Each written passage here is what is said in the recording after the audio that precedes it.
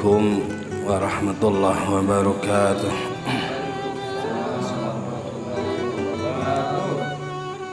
A'udzu billah, bismillah, alhamdulillah, wassalatu wassalamu ala rasulillah wa ala alihi wa sahbihi wa mawalah. La hawla wa la quwwata illa billah. Asyhadu an la ilaha illallah wahdahu la syarika lah, wa asyhadu anna sayyidana Muhammadan abduhu wa rasuluhu la nabiyya ba'dah. Allahumma salli ala sayyidina Muhammadin wa ala alihi wa sahbihi wa sallam wa sallam wa sallim. Amma ba'd. Qala Allah ta'ala fi muhkam kitabih. A'udzu billahi minasy syaithanir rajim. Bismillahirrahmanirrahim. Ya ayyuhalladzina amanu in tansurullaha yansurkum wa yusabbit aqdamakum. Wa qala aidan wa ibadur rahman alladzina yamshuna 'alal ardi hauna wa idza khatabahumul jahiluna qalu salama. Wa qala Rasulullah sallallahu alaihi wasallam, man ahya lailatal aidi wa lailatan nisfi min sa'bana lam yamut qalbuhu hina tamutul qulub. Sadaqallahul azim wa sadaqa rasuluhun nabiyul karim wa nahnu ala dhalika minasy syahidina wasyakirin walhamdulillahi rabbil alamin. Amin. Allahumma aftah alaina futuhal arifin, iftah alaina hikmataka wansur alaina rahmataka ya dzal jalali wal ikram. Allahumma arzuqna fahman nabiyyin wa hifdzal mursalin wa ilhamal malaikatil muqarrabin. Allahumma aghnina bil ilmi wa zayyinna bil hilmi wa akrimna bit taqwa wa jammilna bil afiyah. Allahumma inna nas'aluka lisanan dzakira wa qalban syakira wa badanan sabira wa suhbatan tu'inuna fi dunyana wa akhiratina bi rahmatika ya arhamar rahimin walhamdulillahi rabbil alamin. Hadratal mukhtaramin al-mukarramun al-ulama, wabil khusus kepada guru-guru kita, keluarga Sayyidi Syekhul Al-Mukarram, mudah-mudahan senantiasa diberi dan diberkati oleh Allah Subhanahu wa taala kesehatan jasmani dan rohaninya, dan mudah-mudahan diistiqomahkan dalam membimbing kita, dan mudah-mudahan senantiasa kita diaku sebagai murid Sayyidi Syekhul Al-Mukarram. Amin. Allahumma amin. Tak lupa juga kepada seluruh jamaah Majelis Taklim Asy-Syahadatain Sukabumi yang menjadi pilihan Allah pada malam hari ini. Alhamdulillah kita dipilih oleh Allah sebagai hamba pilihan Allah untuk senantiasa hadir di majelis tawasulan ini di Masjid Umar bin Khattab ini. Mudah-mudahan dengan keistiqomahan kita bertawasul di Masjid Umar bin Khattab ini, masjid ini menjadi saksi di hadapan Allah Subhanahu wa taala yang mampu mengantarkan kita ke surganya Allah Subhanahu wa taala. Amin. Allahumma amin. Ayyuhal hadirun rahimakumullah. Telah maklum dan kita ketahui bersama tentang keistimewaan malam nisfu Sa'ban. Seluruh ulama, tidak hanya ulama Indonesia tapi seluruh dunia, pada malam nisfu Sa'ban semua umat Islam meramaikan dan juga mensyiarkan menghidup malam nisfu Sa'ban dengan berbagai macam ibadah. Malam nisfu Sa'ban ada dua, nisful awal wa nisful akhir. Malam nisfu Sa'ban nisful awal yaitu tanggal malam 15 nisfu Sa'ban, yang jatuh pada tahun hari ini adalah malam Jumat kemarin. Tapi bagi yang malam Jumat kemarin belum sempat mengisinya, belum sempat berdoa, belum sempat memohon kepada Allah, belum sempat beribadah kepada Allah, bahkan belum sempat bertobat kepada Allah Subhanahu wa taala, ada malam nisful akhir, yakni malam tanggal 16 nisfu Sa'ban, 16 Sa'ban. Itu alhamdulillah pada malam hari ini. Jadi ada yang berpendapat malam nisfu Sa'ban adalah malam tanggal 15.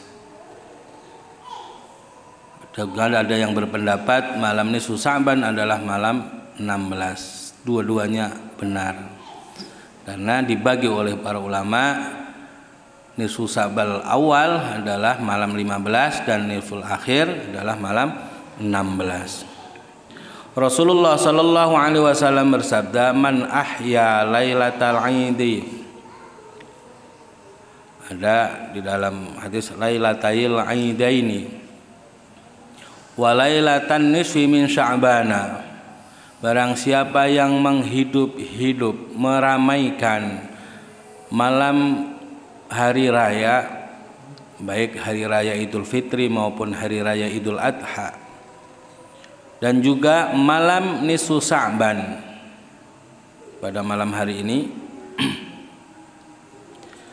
Allah melalui lisan Rasulullah sallallahu alaihi wasallam berjanji, siapapun orangnya yang beribadah menghidup malam nisfu Sa'ban, maka Allah menjamin lam yamut qalbuhu, hatinya tidak akan mati. Hina tamutul qulubu, ketika semua hati pada mati. Ini bahaya. Kalau hati sudah mati, walaupun dia datang ke masjid, walaupun dia sholat jamaah, walaupun dia bertawasul, walaupun dia baca Quran, walaupun dia puasa, tapi kalau hatinya mati, keluar dari masjid milih sendal, nuker sendal, karena hatinya mati. Maka dari itu, hati yang mati disebut dengan qaswatul qulub, hati yang keras. Hati ini tidak akan mampu menyerap nur Rasulullah sallallahu alaihi wasallam, tidak mampu menerima nur Rasulullah sallallahu alaihi wasallam. Ini bahaya. Maka di dalam Al-Quran, ya ayyatuhan nafsul mutmainnah irji'i ila rabbiki radiyatan mardiyah fadkhuli fi ibadi wadkhuli jannati. Hai jiwa yang tenang, irji'i ila rabbiki, kembalilah kepada Allah kembalilah kepada Tuhanmu radiyatan, dengan penuh ridho, dengan penuh mendapatkan keridhaan daripada Allah.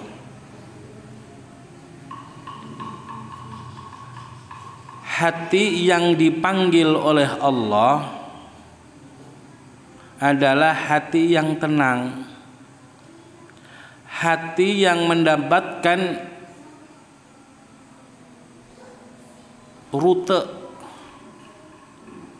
atau kalau sekarang Google Map, tahu jalannya kembali kepada Allah Subhanahu wa taala. Jadi kalau hati yang tenang, jiwa yang tenang, dipanggil ku Allah dengan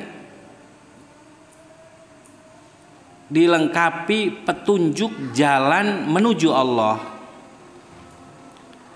maka di sini yang dipanggil hanya jiwa yang tenang. Nah, jiwa yang tenang itu siapa?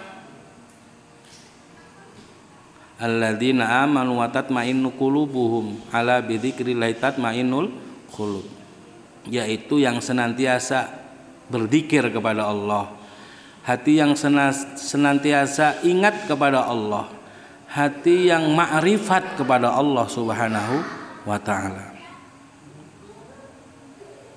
Kalau tidak ma'rifat, tidak mengenal Allah, maka dia satu tidak dipanggil, kedua tidak akan kembali kepada Allah Subhanahu wa ta'ala. Syaratnya, kata Allah, fadkhuli fi ibadi. Ketika kita masih hidup di dunia, bergabunglah dengan hamba-hambaku, kata Allah. Biar hati ini hidup, biar hati ini bercahaya, biar hati ini dipenuhi nur daripada nurnya Rasulullah SAW, bergabunglah kepada hamba-hambaku, kata Allah. Boleh kita mengaku hambanya Allah, tapi belum tentu kita diaku sebagai hambanya Allah.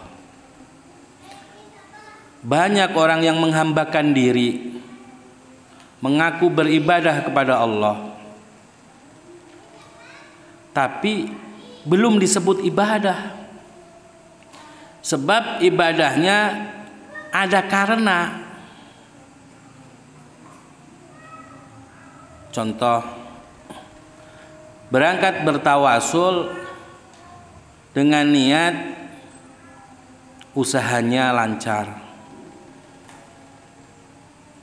sholat duha supaya rizkinya lancar, sholat tahajud supaya hatinya tenang, dan lain sebagainya. Ini karena ini belum disebut ibadah, karena tujuannya masih selain Allah.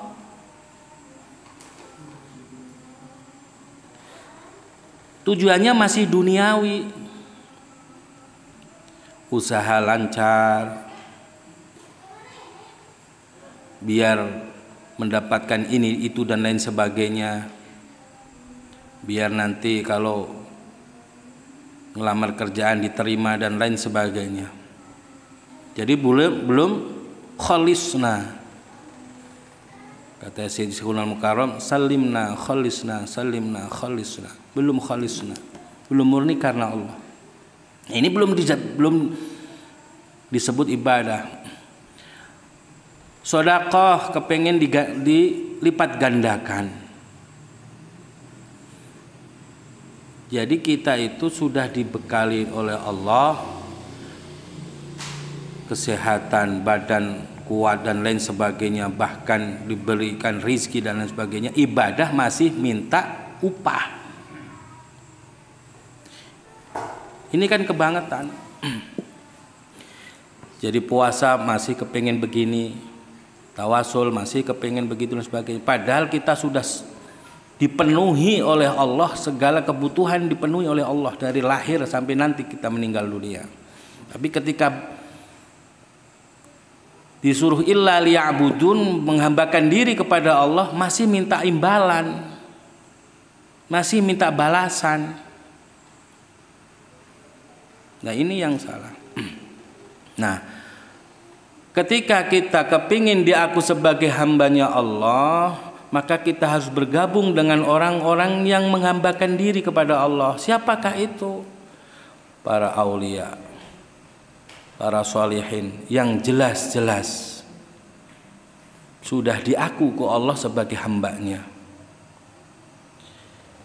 Kita harus menyatakan diri janji setia kepada guru, mursyid yang sudah diaku ku Allah tentang kehambaannya. Harus bergabung. Kalau kita tidak bergabung nggak bakalan, karena syaratnya fadkhuli fi ibadi. Nah ini, maka di dalam Al-Quran, wa ibadur rahman alladzina yamshuna 'alal ardi haunan. Ciri daripada hambanya Allah, alladzina yamshuna 'alal ardi, yaitu orang-orang yang hidup di atas bumi, berjalan di atas bumi, artinya hidup haunan, dengan rendah diri, serendah-rendahnya, sehingga tidak ada orang yang bisa merendahkannya, sehingga dilambangkan kita bersujud kepada Allah, kepala yang harusnya di atas kita taruh yang paling bawah, bahkan lebih bawah daripada pantat kita. Nah ini, jadi wa ibadur rahman alladzina yamshuna 'alal ardi haunan. Yang disebut hamba Allah adalah hamba yang hidup di atas dunia, hidup di atas bumi haunan, dengan penuh rendah diri, beribadah bangga dengan ibadahnya, beramal dengan bangga dengan amalnya. Itu lebih rendah daripada orang yang ahli maksiat tapi mengaku dirinya hina di hadapan Allah. Orang yang bermaksiat mengaku hina, mengaku kotor di hadapan Allah, mengaku dia berdosa kepada Allah, lebih mulia daripada orang yang beribadah tapi ujub dan riya. Nah ini bahaya. Jadi orang mendapatkan rahmat Allah, kadang Allah memberikan jalan dengan jalan maksiat. Dengan dia bermaksiat kepada Allah, berzinah misalkan, mabuk-mabukan misalkan, dengan jalan dia berzina, yang tadinya tidak pernah mengingat Allah karena dia berbuat zina, akhirnya ingat Allah, beristighfar kepada Allah. Karena istighfarnya dengan benar-benar beristighfar, bertobat kepada Allah, mengaku dosanya zina adalah dosa yang besar, maka ini istighfarnya diterima ku Allah Subhanahu wa taala. Karena diterima oleh Allah Subhanahu wa taala, seorang pelacur membuka sepatunya, mengambil air, memberikan minum seekor anjing, padahal dia bergelimangan dosa. Tapi karena ada rahman dan rahimnya kepada hewan yang kehausan, menyelamatkan nyawanya, seekor anjing, tapi mendapatkan ridho daripada Allah Subhanahu wa taala, dakhalal jannah. Tapi Bal'am bin Bahura Barseso yang ahli ibadah ribuan tahun, bahkan bisa terbang, karomahnya tampak, tapi karena Allah tidak ridho, dengan kesombongan dirinya, merasa suci, merasa telah beribadah, mampu mensucikan dirinya di hadapan Allah, maka dengan kesombongan itu Allah menutup dirinya dari rahmat dan rahimnya Allah Subhanahu wa taala, dakhalan nar. Nah ini. Yang kedua, yang disebut hambanya Allah, wa idza khatabahumul jahiluna qalu salama. Ketika ada orang mencemooh, orang bodoh, wah sok suci, pakai jubah sorban, kos nyak we. Dia tidak membalas dengan kata-kata balasan yang menyakitkan hati, tidak, tapi qalu salama, dengan jawaban, kan saya lagi latihan jadi orang benar. Atau falyakul khairan awil yasmut, kalau dia tidak bisa membalas dengan kebaikan, falyasmut, diam. Nah ini daripada ciri hamba Allah Subhanahu wa ta'ala. Bukan malah membela diri, bukan malah berbalik mencemooh dan lain sebagainya, tidak. Tapi wa idza khatabahumul jahilun qalu salama. Ketika orang-orang jahil, orang-orang bodoh mencemooh, meledek, bahkan memfitnah, mendolimi dan lain sebagainya, dibalas dengan kebaikan. Ahsin ila man asaa ilaika, kata Nabi. Berbuat baiklah kepada orang yang senantiasa berbuat jahat kepadamu. Ini sulit sekali. Setidak-tidaknya hati ini dongkol, kesal. Tapi kalau sudah dibersihkan oleh Allah, dia sudah digolongkan sebagai ibadur rahman, maka tidak ada hati. Jadi pujian dan cacian tidak ngaruh bagi kita. Mau dipuji, mau di ini itu tidak ngapung, tidak. Dicaci maki pun tidak jatuh. Biasa-biasa saja. Tetap istiqomah dan tetap tidak ngaruh apapun yang terjadi. Nah ini kita tarbiyah, latihan menuju ke sana. Jadi kita harus bisa mewarnai, memberikan contoh kepada umat yang lain. Jangan sampai kita sudah masuk thariqah tapi kelakuan masih sama dengan orang yang tidak pernah masuk thariqah. Ini jangan sampai. Bertahap, latihan. Kata Allah, ya ayyuhalladzina amanu in tansurullah yansurkum wa yusabbit aqdamakum. Wahai orang-orang yang beriman, in tansurullah, jikalau engkau menolong agama Allah. Ini jangan hanya dimaknai orang yang jihad melawan kemungkaran, membasmi kemaksiatan seperti FPI, dakwah di atas panggung dengan berkoar-koar nahi mungkar dan lain sebagainya, membasmi minuman keras. Tidak hanya dimaknai sebatas itu, tapi ada makna khusus. Intan surullah, jikalau engkau menolong agama Allah, jangan menolong itu, jangan berpikir bahwa menolong itu kepada orang lain, tidak. Tapi intan surullah, jikalau engkau menolong Allah, fi nafsi, fi qalbi, di dalam hati kita, di dalam diri kita. Artinya apa? Menolong agama Allah, syariat Allah, kita praktekkan di dalam diri kita sendiri.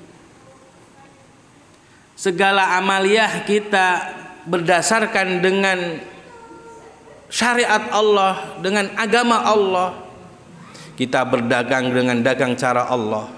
Kita bertani dengan bertaninya secara syariat Allah dan lain sebagainya. Kita bermuamalah dengan muamalah yang diajarkan oleh Allah dan Rasulnya. Intan surullah, mempraktekkan agama Allah di diri kita sendiri, bukan menolong membasmi kemungkaran di luar sana, tidak. Ini ada makna tasawuf di sini. Intan surullah, jikalau kamu mengamalkan segala ajaran-ajaran Allah, dengan gampang kita jikalau jamaah syahadatain ini mengamalkan segala ajaran tuntunan Sayyidi Syekhunal Mukarram di diri kita dulu, intan surullah. Di dalam kita, semua praktekkan dengan kita. Bagaimana cara muamalahnya Sayyidi Syekhunal Mukarram? Bagaimana kita bergaul dengan istri, bergaul dengan tetangga, bergaul dengan sesama manusia, sesama jamaah dan lain sebagainya. Kita praktekkan dengan syariat Allah di diri kita dulu. Artinya menolong diri dengan tuntunan Sayyidi Syekhunal Mukarram. Jangan mengajak orang lain dulu, mengajak diri kita dulu. Maka Allah janji, yansurkum, Allah akan menolongmu. Artinya mempermudah. Jikalau kita benar-benar ingin menolong diri, membersihkan hati, berlatih diri dengan segala ajaran dan tuntunan Sayyidi Syekhunal Mukarram. Karena thariqah itu adalah akhlak diri, akhlak hati, kolbu yang kita tarbiyah. Jadi bukan hanya sekedar perilaku fisik pengamalan di lapangan, tidak, tapi membersihkan hati, membersihkan diri, kita isi dengan ajaran Allah, praktekkan dengan ilmu Allah. Sekali lagi, kita berdagang, kita bercocok tanam, apapun aktivitas kerjaan kita dengan agama Allah, maka yang surkum, pasti Allah akan menolongnya. Nah, jikalau kita sudah bertalqin, kita sudah baiat, tapi semua tuntunan dan ajaran tidak kita jalankan, bagaimana mungkin kita akan ditolong oleh Allah? Wa yusabbit aqdamakum, Allah akan menetapkan pijakan kaki kita. Artinya apa? Kita senantiasa bisa berpegang teguh, baik akwal maupun af'al, ucapan maupun perbuatan kita bisa teguh pendirian, kuat iman, apapun itu godaannya tidak akan goyah. Kalau kita memang serius mengamalkan tuntunan Sayyidi Syekhunal Mukarram. Allah berjanji, intan surullah yansurkum wa yusabbit aqdamakum. Jadi bukan hanya sekedar membela agama Allah, mensyiarkan, mengamalkan kepada orang lain, tidak, tapi diri kita dulu. Jadi kita kalau serius mengamalkan semua tuntunan Sayyidi Syekhunal Mukarram, yakin kita akan, segala kehidupan kita akan tenang, akan dicukupkan ku Allah, dan kita akan tetap istiqomah, tidak akan goyah apapun itu yang terjadi kepada diri kita. Nah, di dalam ayat lain juga, wa qul ja'al haqq wa zahaqal batil innal batila kana zahuqa. Kita akan menolong diri kita, membuang segala perbuatan-perbuatan yang tidak sesuai dengan ajaran Sayyidi Syekhunal Mukarram. Syaratnya qul ja'al haqqu, kebenaran harus ditegakkan dulu. tanpa ditegakkan, tanpa dihadirkan, tanpa didatangkan, mual mungkin kebatilan akan sirna. Jikalau diri kita, kolbu kita tidak isi dengan nur Rasulullah Sallallahu Alaihi Wasallam, dengan berbagai macam ilmu, wirid, zikir dan lain sebagainya, mual mungkin hasud, iri dengki, ria, ujub akan hilang. Tidak mungkin. Jadi syaratnya akan membuang kotoran-kotoran kolbu, harus datangkan dulu ja'al haqqu, sesuatu yang hak, yang benar. Jadi, baru wazahaqal batil, batil akan sirna. Ini dilambangkan ketika Rasulullah Sallallahu Alaihi Wasallam akan mi'raj, bertemu dengan Allah. Rasulullah dibelah dadanya. Bukan berarti Rasulullah dibelah dadanya, dibersihkan dadanya, dibersihkan hatinya dan lain sebagainya itu Rasulullah kotor, tidak. Rasulullah suci. Zatnya Rasulullah suci, darah dagingnya Rasulullah suci. Tapi kenapa harus dibersihkan? Ini ditambah-tambah kesucian. Jadi jangan sampai kita beriktikad bahwa Rasulullah dibelah dadanya, dibuang kotornya, terus diisi dengan berbagai macam hikmah dan sebagainya, berarti hati Rasulullah kotor. Tidak. Hati Rasulullah bersih, suci. Ini hanya sebagai lambang, sebagai hikmah. Kalau kita umat Rasulullah Sallallahu Alaihi Wasallam akan mi'raj, akan bertemu dengan Allah, syaratnya harus hatinya bersih dulu. Jangan sampai dan tidak akan sampai kepada Allah, tidak akan sampai kepada makrifat kepada Allah, mengenal sesungguhnya Allah, kalau hati kita masih kotor. Jadi syaratnya harus dibersihkan dulu. Dan yakin selama kita ini latihan bertarbiyah, mengenal Allah dengan jalan wirid, dzikir dan sholat dan lain sebagainya, belum tentu 1 menit atau 1 detik kita khusyuk benar-benar mengingat Allah, belum tentu. Ini saking sulitnya karena hati kita masih banyak kotoran. Nah ini yang harus kita senantiasa latihan dan latihan untuk menuju ke sana. Yakin jikalau kita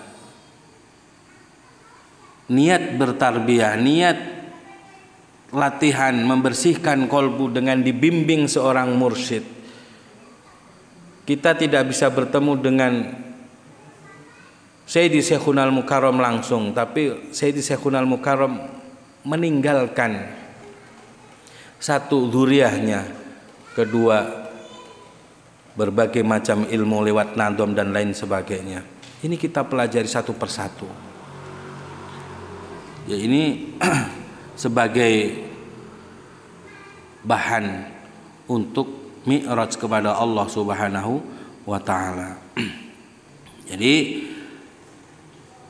alhamdulillah di malam nisfu Sa'ban ini, malam yang kedua, nisful akhir. Jadi separuh yang kedua kita niatkan untuk meramaikan atau mensyiarkan, mengisi malam nisfu Sa'ban ini yang disebut di antara 5 malam yang diijabah oleh Allah Subhanahu wa taala segala doa kita, di antaranya adalah malam nisfu Sa'ban ini. Maka mari kita dengan sungguh-sungguh salimna kholisna kepada Allah, Jangan dikasih embel-embel apapun. Jangan karena ini, karena itu dan lain sebagainya. Kita benar-benar karena lillahi ta'ala, mencari ridho Allah subhanahu wa ta'ala. Mudah-mudahan pada malam hari ini segala amaliyah kita diterima oleh Allah subhanahu wa ta'ala dan diberikan pahala yang sempurna di hadapan Allah subhanahu wa ta'ala. Amin, Allahumma amin. Mungkin hanya itu saja yang dapat saya sampaikan. Mudah-mudahan sedikit ini menjadi motivasi kita untuk senantiasa istiqomah menjalankan tuntunan dan ajaran Sayyidi Syekhunal Mukarram. Amin, Allahumma amin. Al-kalam. Wassalamualaikum warahmatullahi wabarakatuh.